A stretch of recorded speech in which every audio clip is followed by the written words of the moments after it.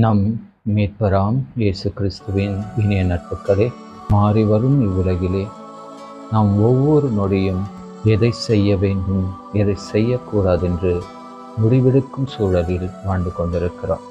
சிற்றின்பங்கள் நிறைய உள்ள இந்த உலகிலே இறைவனின் வழியை சிறந்த வழியாக நாம் தேர்ந்தெடுக்க வேண்டும் என்று இன்றைய இறை வார்த்தைகள் நமக்கு அழைப்பு விடுகின்றன. இஸ்ரேல் மக்களின் வாக்களித்த தேசத்தை நோக்கிய அவர்கள் பயணத்திலே அவரை வழிநடத்திய மோகிசனை தொடர்ந்து யோசுவா இப்பணியேற்கின்றார். அவருடைய பணியின் நிறைவிலே இஸ்ரேல் குடும்பங்களை ஒன்றிணைத்து இறைவனுக்கு பிரமாணிக்கமாக இருக்க முடிவு செய்ய அழைக்கின்றார்.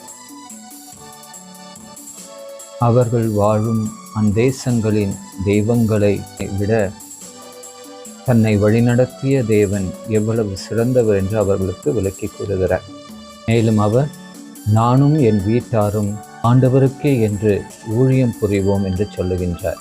யோசுவா 24 அதிகாரம் 15 வசனம். நாம் இவ்வுலகில் வாழ பல வழிகள் நமக்கு போதிக்கப்படுகின்றன.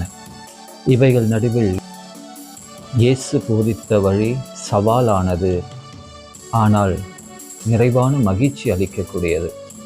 வானினின்று இறங்கி வந்த உயிருள்ள உணவு நானே.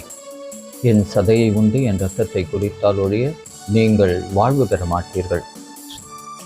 இயேசுவை சார்ந்து வாழும் வாழ்வே இவ்வுலகில் நாம் வாழும் வாழ்க்கையின் சிறந்த வாழ்வு என்பது யோவான் இதன் மூலமாக வெளிப்படுத்துகிறார். இது நிச்சயம் மிக சவாலான ஒன்றுதான். இயேசுவை சாராத வாழ்வு நமக்கு வாழ்வளிக்காது. பேதுருவின் வரிகளிலே, யாரிடம் செல்வோம் இறைவா?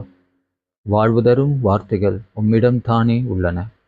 இயேசுவை ஏற்றுக்கொள்வது நம் தனி முடிவு. அப்படி நாம் இயேசுவை ஏற்றுக்கொள்கின்ற பொழுது நம் வாழ்க்கையில் மாற்றம் உண்டு. நாம் ஒவ்வொரு செயலும் இயேசுவை பிரதிபலிக்கும்.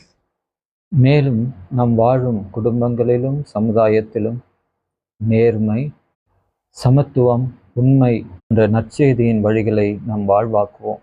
இயேசு திருச்சபையின் மீது கொண்டிருந்த பக்தியாக அன்பை நாம் பிறரிடம் வெளிப்படுத்துவோம். ஆண்டவரை நான் எக்காலமும் போற்றுவேன், அவரது புகழ் எப்பொழுதும் என் நாவில் ஒலிக்கும். நான் ஆண்டவரை பற்றி பெருமையாக பேசுவேன். திருப்பாடல் 34:1-2.